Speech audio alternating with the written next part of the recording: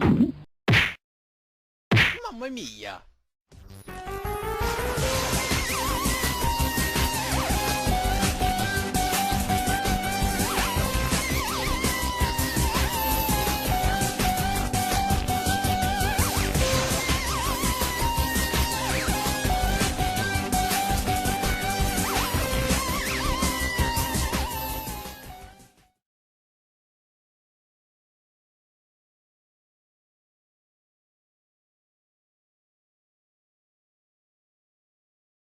Hello, Wii players, and all those who happen to watch. I'm at my brother's house to play exclusive footage for the Vidcast for the iTunes. Now, this is, of course, going to kick off the new format we're going to be doing for the show. It makes it easier for us, and it's more easier to edit. Because, let's face it, folks, when it comes to me and audio, I rip my hair out. And I have gorgeous hair, and you can picture how dangerous that is for me. Anyway, my brother's going to discuss so far how he is in the storyline for the game, and discuss Part 1. He can really technically give you a nutshell what's going on in Part 2 without ruining it for you anyway, but I'm going to send it over to my brother right now, and he'll tell you about what the storyline's like for the game.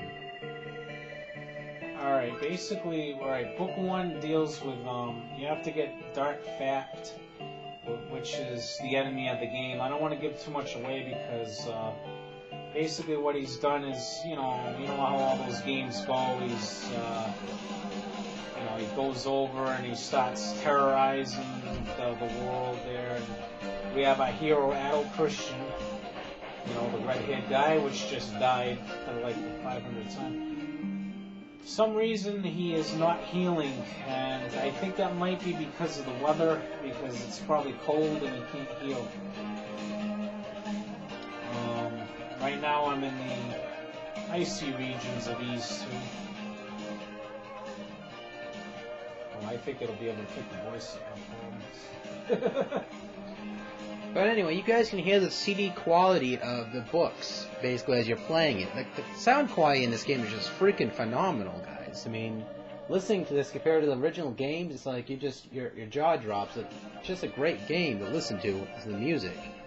I thought that this game, the first 2 games, including 3, were one of the top ones ever played before, next to the PS2 version. Long story short, is this game worth your Wii points in this podcast episode? Abso-freaking-lutely, folks. Because when you look at this game, you notice one thing about it. You have to run into enemies to attack them, and you think that's kind of a drag because you want to see the sword play swinging around, like your arms are like, woo! But you don't really need to see your arms swinging around just to kill an enemy, It requires some skill to bump into them, too. Because you can see right there, the life's depleting, you see the sudden flicker. My name is Maldorf. Welcome to Chris Jones Gaming. This is Chris Jones from Chris Jones Gaming, and welcome to Chris Jones Gaming. This is Gamer Glow from On The Air TV. Welcome to Chris Jones Gaming. This is Laserdisc, and welcome to Chris Jones Gaming. Oh, boy. All right. How you doing, folks? This is Victor First from Star Trek Gamers, and you are on Chris Jones Gaming Network. What's up? Hi, I'm Ollie. Welcome to Chris Jones Gaming. Hi, this is Lou Babes, and welcome to Chris Jones Gaming.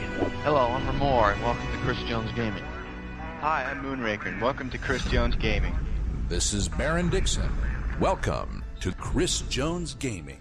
And this is Mindwipe. Welcome to Chris Jones Gaming, a new era in modding.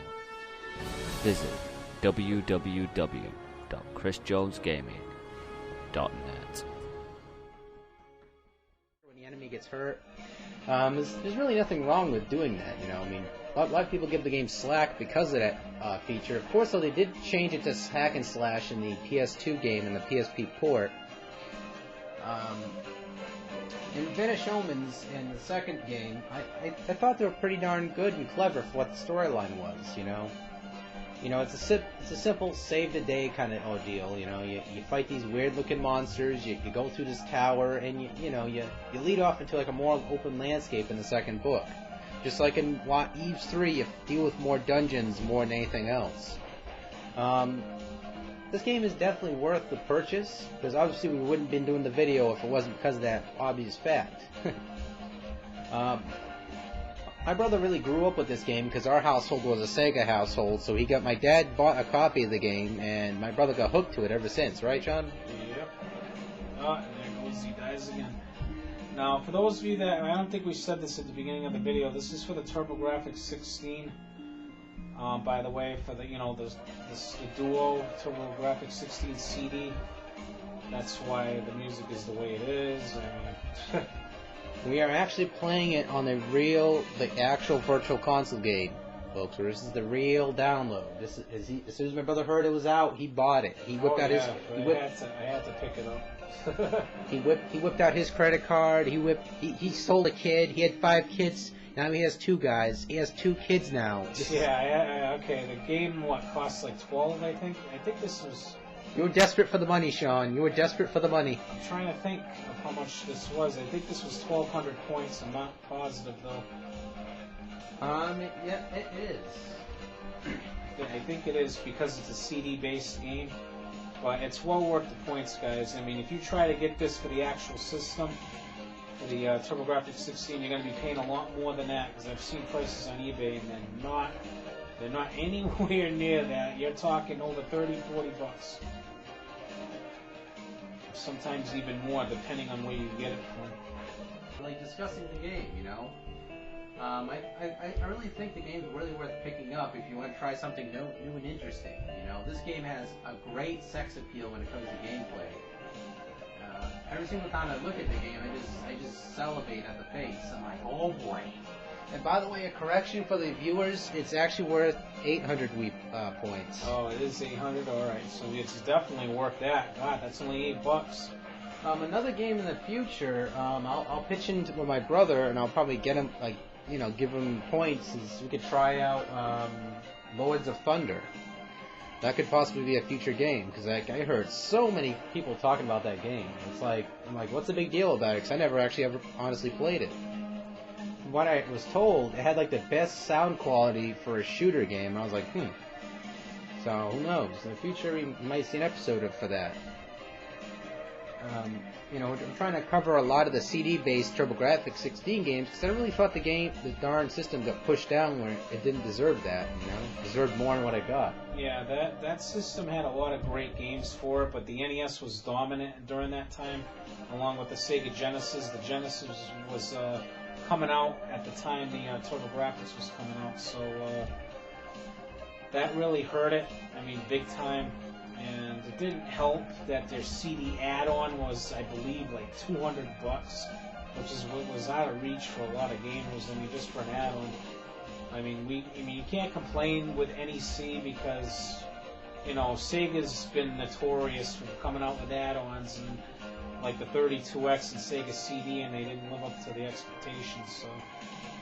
Yeah, because back in the day, CD-ROMs or compact discs were really the big thing like Blu-ray is now. This is basically for the eyeset of the younger generation have no clue what the heck we're talking about. Like, I can get a CD for $5 in the store. But, really, folks, this game and a lot of others like The Seventh Guest and games like this were basically high in demand or very high quality back in the day. The sound quality, the visual quality, everything on it was just incredibly sharp for its day.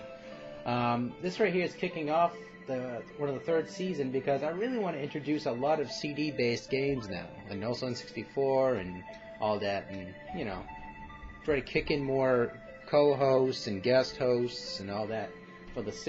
I've been doing this Wizard Worth Wii Points for over a year now, a year and a quarter, and it's really up to the point now I really want to kick things into gear and try to show games like this, games with the quality.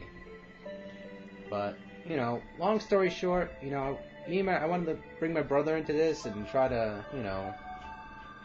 sorry, trying to clear my throat. Try to include my brother into something this game right here he actually knows about and he's very good at, and just, get him into the show a little bit more detailed. Every single scene in this game has different music compared to any other game. Typical generic music for every other level. This game has some interesting music for each dungeon or each area. But yeah, basically I just wanted to pull out little bits and pieces from the game as you're playing it as well, so that way you can hear, experience, and taste it, so to speak. It's sort of like eating a recipe of soup or something, This game has a lot of elements to it that's a good soup. And Sean over here is having a shit. Playing the game. Yeah, we're getting our philosophy going here, folks.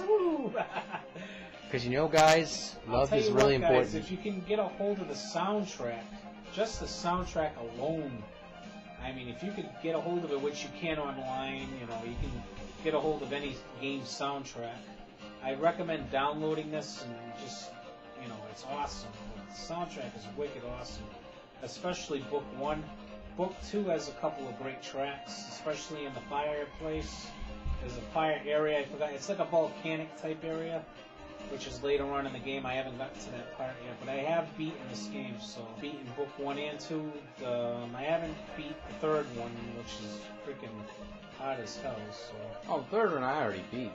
I don't understand why I can't walk on water. It says misty ice drops can help you go to freeze the water in the air. That's Oh, odd. you use the teardrop inventory. I did. That's what's hitting it. Oh, is it? Scroll of guidance, the ancient slate. Yeah, misty eye drops. Oh, huh.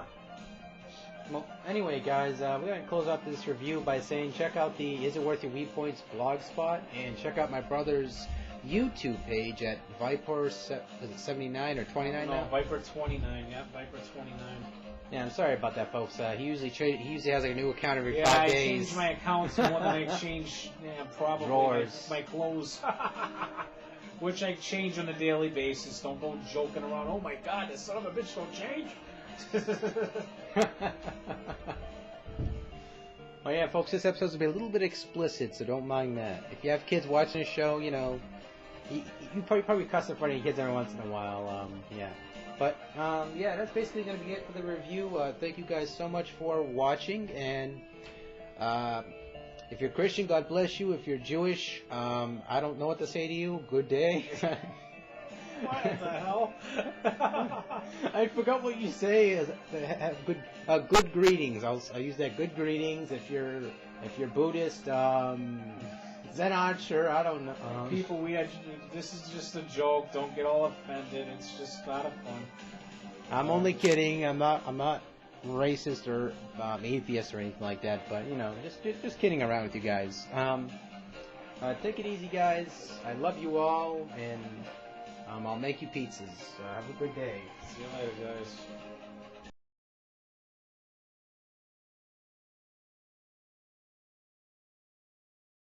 Cool. And by the way, folks, here's a blooper reel. He just figured out how to heal. He got the holy cape. Yeah, the Holy Spirit cape or whatever. So Jesus is helping me out today. All right, Holy Spirit. I swear to God, folks. You see, guys, I made those religious jokes, and Jesus and God approve. Yeah, cape of Holy Spirit. That's awesome. I'm not religious, but I'm a believer. Look at that. I can't. Holy power. See, holy power right there. I have been healed. Moses power. Healed. Moses power right there. I've been healed by the Holy Lord. See? Holy power and Cast Moses power. upon me, you evil spirits. Christ compelled you.